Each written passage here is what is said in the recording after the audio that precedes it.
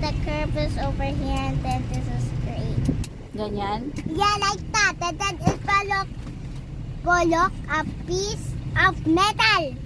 And then, And then guess what we see? We see so many pencil tappings. Like the ones when you poke your table on the paint. it gets- na-exchange yung ano, yung seat ninyo. Na-exchange. And then like, they paletted so much. Like there was a huge hole in there.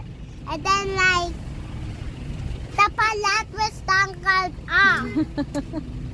Like, Okay. we're like, what?